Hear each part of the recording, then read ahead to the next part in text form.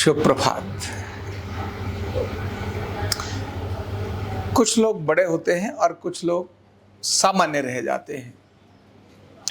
ऐसे कौन लोग हैं जो बड़े हो जाते हैं और ऐसे कौन लोग हैं जो सामान्य गिनती में आते हैं? किन लोगों को समाज याद करता है और अच्छे भाव से याद करता है और किन लोगों को समाज अच्छे भाव से याद नहीं करता?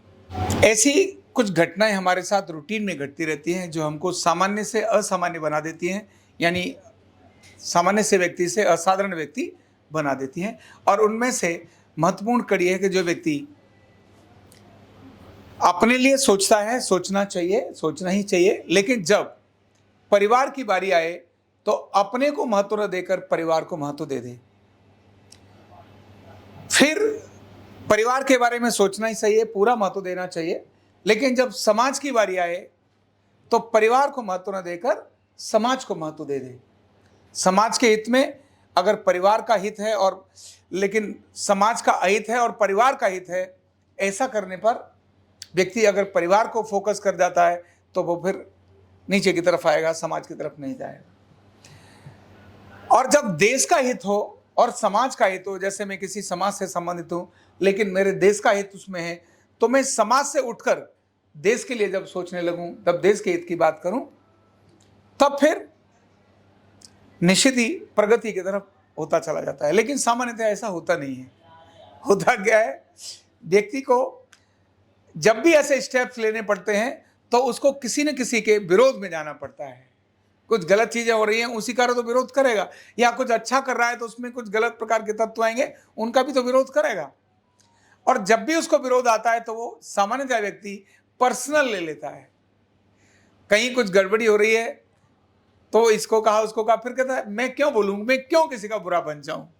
ये एकदम सोचने लगता है मैं क्यों बुरा बन जाऊं। और जैसे ही वो सोचता है मैं क्यों बुरा बन जाऊं, होने दो ना, और उससे संगठन का या समाज का या परिवार का बुरा है, तो वो व्यक्ति व्यक्तिगत रूप से तो किसी का भला बन गया, लेकिन सामाजिक रूप से वो भला बन पाएगा क्या? नहीं बन पाएगा। इसलिए जिन बड़े लोगों को आप देखिए, चाहे क्रांतिकारी हैं, ऐसा नहीं है कि उन क्रांतिकारियों के परिवार वालों ने उसका सारा समर्थन कर दिया, जा बेटा चढ़ जा सूली पर। नहीं किया, परिवार ने विरोध किया, लेकिन उनको लगा ये समाज के लिए मुझे सच कहना जरूरी है, और उन्होंने उस सच को कह दिया। तब समाज को और परिवार को बहुत बुरा लगा था, लेकिन बाद में वो परिवार और पूरा समाज उस पर गर्व करने लगा। ऐसे कितने सारे संस्थाओं के प्रमुख हैं, ऐसे कितने क्रांतिकारी हैं, ऐसे कितने वीर हैं। तो ऐसे सारे जितने महापुरुष हैं जिनको शब्द बोलते हैं, वो महापुरुष कब हो गए? जब उन्होंने ऐसा देखा कि कुछ गलत हो रहा है और ठीक नहीं है, उन्होंने कहा कोई बात नहीं, मेरे को बुरा मानेगा ना, कोई दिक्कत नहीं, और उन्होंने उसके लिए मना किया, नहीं ऐसा नहीं करोगे। ऐसे लोग जो आपको आपकी सामाजिक नुकसान की गलती पर टोकते हैं और एक नहीं टोकते, कोई बात नहीं, होने देना, मेरा क्या नुकसान होगा, ऐसे लोग कभी भी आपके हितकारी नहीं हो सकते। वो व्यक्ति हमेशा हितकारी होगा जो आपकी गलती पर आपको टोकेगा, आपको रोकेगा, आपको सही दिशा देगा। वो व्यक्ति जो परिवार में कोई गलती हो रही है और क्योंकि मैं क्यों बुरा बन जाऊं ये सोच करके उसको रोकेगा और टोकेगा नहीं। ध्यान रखना, वो परिवार का भी हितैषी नहीं हो सकता। जो समाज में चलने वाली गड़बड़ियों में उनमें रोकेगा और टोकेगा नहीं, वह समाज का हितैषी भी नहीं हो सकता।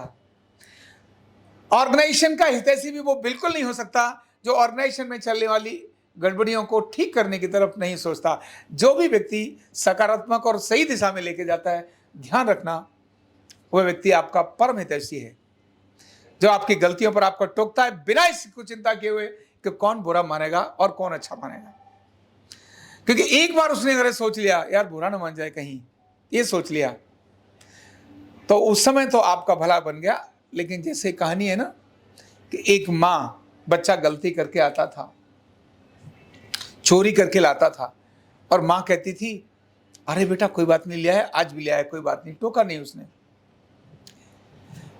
जब थोड़ा बड़ा चोर बन गया, पुलिस में कंप्लेंट होने लगी, और एक दिन उसको इतना बड़ा चोर हो गया कि उसको फांसी की सजा घोषित कर दी गई।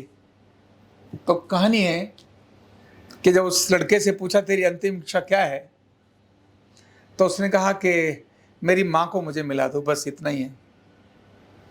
और माँ के साथ जो भी उसने व्यवहार किया, उसने कहा कि माँ, आपने अगर मेरी उस गलती पर रोक दिया होता, मैंने 2-3 गलतियों पर आकर मुझे रोक दिया होता, तो शायद आज मैं ऐसा नहीं बनता। सही दिशा में ले जाने के लिए अगर कुछ अच्छा और बुरा बोलना पड़ता है तो जरूर बोलिए। हाँ, बोलने का तरीका ठीक हो जरूरी है। आपने किसी को भी, कई बार सार्वजनिक आवश्यक है, कई बार व्यक्तिगत आवश्यक है। हमें लगता है इसकी इज्जत को, ये बात सार्वजनिक रूप से बताने की नहीं है, तो इधर आओ, तुमने गलती करी, ये नहीं करनी चाहिए। चाहे 25 बार बुरा मान जाए, कोई दिक्कत नहीं, लेकिन व्यक्तिगत बता दो। हाँ, आपके द्वारा उसकी बेइज्जती ना हो जाए। एक घटना थी और सार्वजनिक रूप से आपने उसको बेइज्जत कर दिया, ये भी ठीक नहीं है, ये भी खराब हो जाता है। तो फिर विकसित करने के लिए, बड़ा होने के लिए क्या जरूरी है? हम सभी संगठन में काम करते हैं, आरोग्य पीठ में काम करते हैं।